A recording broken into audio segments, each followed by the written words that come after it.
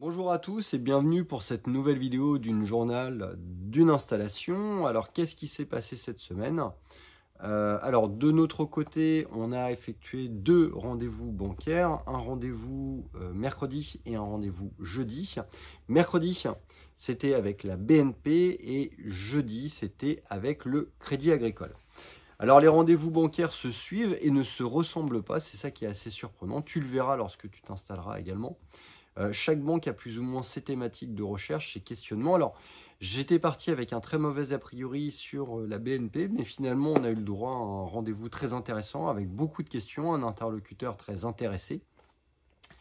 Il a posé beaucoup de questions sur le projet de Maxime, sur la manière dont il souhaitait développer la boîte, les différents axes d'évolution. Alors évidemment, il a parlé chiffres, évidemment, on a parlé personnel, évidemment, on a parlé investissement.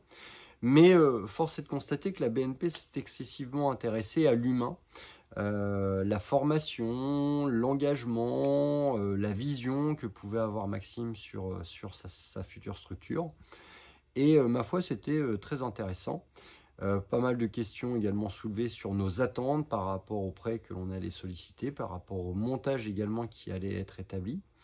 Des questionnements également qui ont permis de nous-mêmes nous reposer des questions par rapport à l'assurance qui va être mise en place par rapport à l'assurance crédit, l'assurance sur les emprunteurs. Et puis voilà.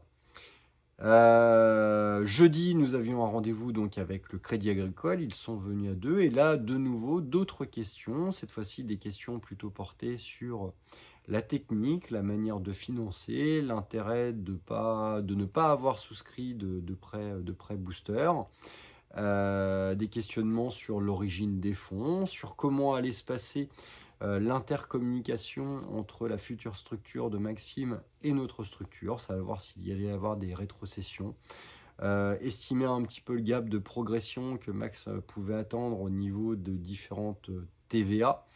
TVA, notamment la TVA à 20 et la TVA à 10.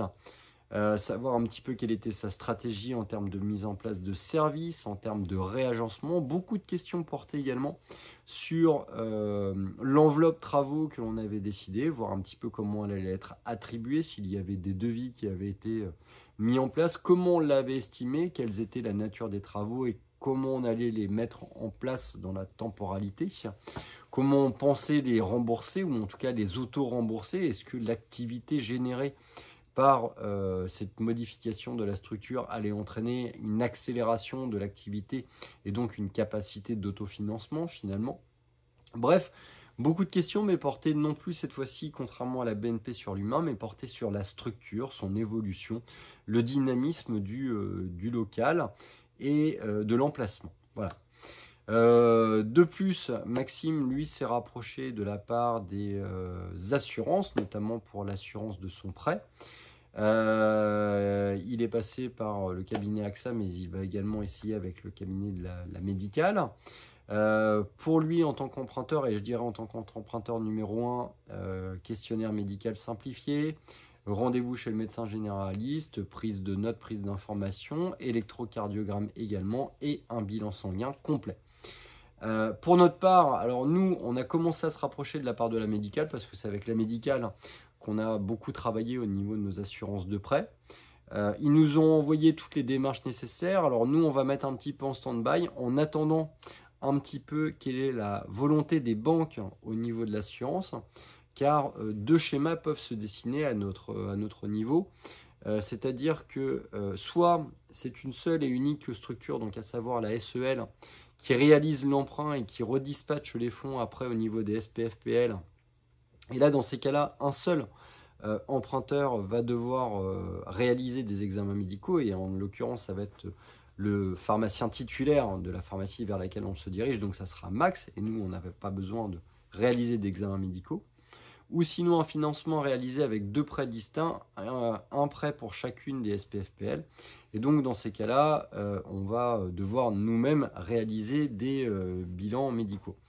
Donc du coup, avec Marc-Antoine, on a décidé de mettre en stand-by ces examens médicaux, sachant que de toute façon, ça ne pose pas de problème pour la levée des conditions suspensives. Et puis, à partir du moment où on aura déterminé la banque et que cette banque, finalement, aura défini quel type de projet elle est prête à supporter d'un point de vue financier, eh bien, on se dirigera ou pas vers la réalisation d'examens médicaux pour réaliser l'assurabilité de notre propre prêt ou pas. Voilà. Là maintenant, mon collègue Marc-Antoine part en vacances cette semaine. On va avoir des communications de la part des banques qui forcément vont demander des éléments complémentaires. Là, on a reçu un mail ce soir de la part de la caisse d'épargne qui nous demande différents éléments. Pour certains, des pièces de compte bancaire. Pour d'autres, des relevés d'impôts, fonciers, etc. Pour tous, la petite fiche de déclaration de patrimoine qui est propre à chaque banque. Des petits questionnements également sur nos apports personnels ou pas. Voilà, donc tout ça on y a répondu pour la caisse d'épargne. Mais je pense que la BNP va procéder de la même manière. Il va forcément leur manquer un certain nombre d'éléments. Et donc on aura le loisir, entre guillemets, de leur transmettre tout ça, de façon à ce qu'ils puissent lancer les différentes études. Alors, grosso modo, le timing, là, on est fin juillet, on est le 25 juillet. À peu près toutes les banques vont travailler ainsi, c'est-à-dire qu'ils vont avoir une petite analyse d'à peu près une semaine. Donc là, on a terminé la phase de rencontre avec les banques.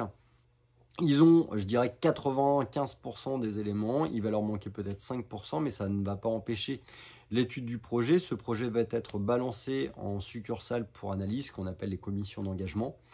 Ça va demander à peu près une quinzaine de jours. Ils vont réceptionner les documents. Ils vont l'analyser, éventuellement demander quelques petits documents complémentaires. Et toutes les banques estiment pouvoir nous donner une réponse entre le 20 et le 30 août pour pouvoir ou pas donc lever les conditions suspensives. Nous, la suite, ça sera forcément donc là, dans le courant du mois d'août de leur transmettre un maximum d'informations pour qu'ils puissent étudier et donc donner un avis positif sur ces prêts. Et puis derrière, analyse des différentes propositions commerciales qu'ils vont nous faire, levée de la condition suspensive, négociation, optimisation de l'offre, on va dire par rapport à nos demandes respectives. Et puis après, ça sera la signature, le passage au niveau du Conseil de l'Ordre, et puis la signature définitive des actes. Sur ce, écoute, je te souhaite une bonne fin de journée, une bonne semaine. Si tu es toi-même dans un process d'installation, je te souhaite une bonne lecture de ces vidéos. J'espère qu'elles te sont utiles pour décrypter un petit peu ton propre chaînage en fonction de l'endroit où tu en es dans ta sollicitation de prêt, dans ta réalisation d'installation. N'hésite pas à me laisser des commentaires sur cette vidéo ou sur toutes les autres du journal d'une installation. Et puis, j'essaierai d'y répondre. Et puis, si tu es sur la région de Rouen, n'hésite pas à nous solliciter directement, Pharmacie du Manoir à Isneville, si jamais tu as des questions par rapport à ton installation. Voilà, je te dis à très bientôt pour une prochaine vidéo.